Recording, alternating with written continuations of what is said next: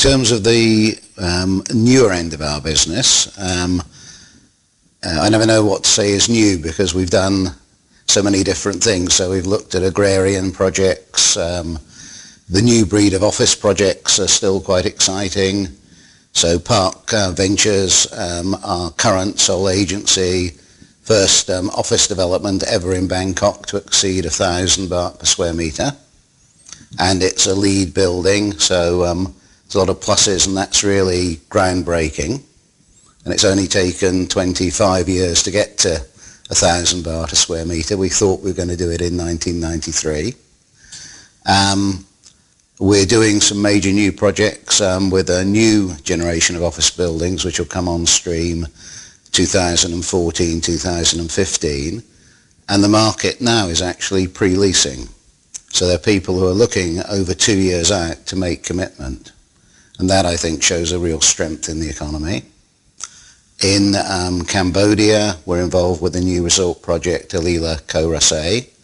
And that's a first for Cambodia in terms of an island resort with an international hotel operator. They've taken one of their top brands, Alila Villas, as the branding.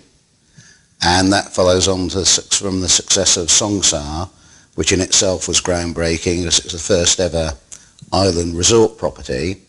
And in fairness, that has really probably performed better than any isolated island project in Thailand. I'm not a banking expert, but it would appear that banks, maybe 1997 is getting to be historic, so there'll be bankers who didn't experience it. All those who did learned a very, very valuable lesson. And in 2008, Thailand, I think, had an immaculate banking performance by comparison to the most of the world, and certainly the Western world. I see regular portfolios of debt being offered for sale, so there's a regular clearing system. From a property point of view, I think people could be a lot more savvy, and if they spent a bit more money getting the right advice, certainly on major projects, banks are probably treating property as a homogeneous product when they lend. They perhaps follow the developer rather than the location or physical merits of a development. On the other hand, that's better than just lending to family members or lending based on someone's surname, which happened pre-97. If you look at the property market, if people keep buying and if there's growth and demand and the banking system is sensible and let's say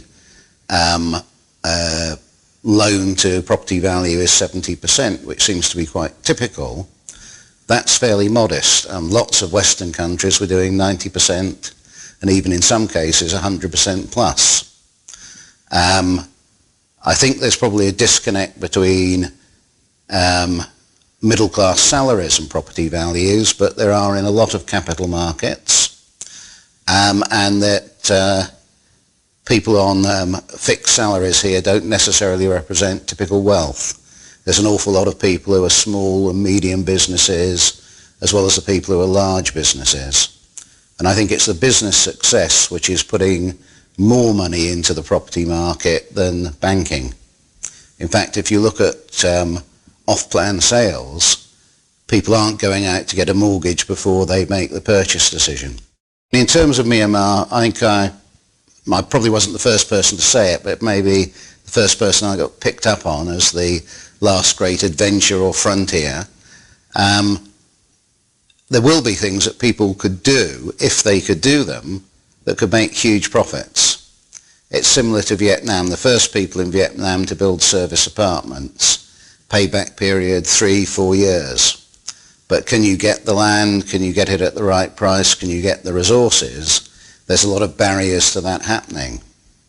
There's probably good investments in a lot of places people don't expect. I think in Bangkok, we sold recently Liberty Square on Ceylon Road. I think that's going to be a very good long-term investment for the new owners. The office market is moving upwards. It's very difficult to find sites for offices.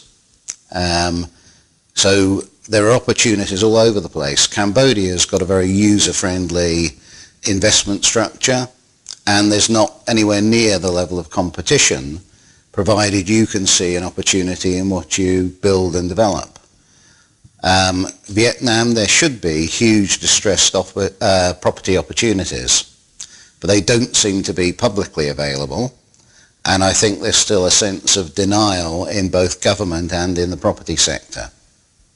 But maybe there will be an opportunity that will emerge at some stage. There's clearly a wave of people looking around the region, and there's also a lot of quite serious money from in the region now looking to spread their portfolios internationally.